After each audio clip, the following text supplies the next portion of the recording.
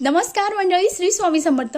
येत्या 30 एप्रिलला आली आहे अक्षय तृतीया। या अक्षय तृतीयेला असं खास महत्त्व आहे। अनेक जण या दिवशी काही ना काही खरेदी करत असतात, कारण अक्षय तृतीयाचं 3.5 मुहूर्तापैकी एक मुहूर्त असतं। यामुळे अनेक जण सोनं किंवा एखादी मोठी वस्तू किंवा घर प्लॉट खरेदी करत असतात।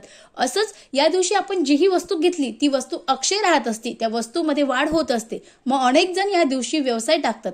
आता व्यवसाय टाकायचं म्हणलं तर या दिवशी अनेक जण कुणाकडून तरी उधार पैसे घेतात किंवा कर्ज काढतात। तर या दिवशी जर तुम्ही कुणाकडून उधार पैसे घेतले किंवा कर्ज काढलं तर ते आपल्या डोक्यावर आयुष्यभर राहत असतं आणि आपल्यावर पश्चातापाची वेळ येत असते। त्यामुळे या दिवशी चुकू नये, कुणाकडूनही उधार पैसे घेऊ नका, कर्ज काढू नका, नाहीतर आयुष्यभर तुमच्या डोक्यावर कर्ज आणि कर्ज राहणार आहे। कारण या दिवशी घेतलेली वस्तू ही अक्षय राहत असते, त्यामुळे चुकू नये, ही एक चूक तुम्हाला टाळायची आहे। व्हिडिओ कसा वाटला कमेंट्स करून नक्की सांगा। श्री स्वामी समर्थ। धन्यवाद।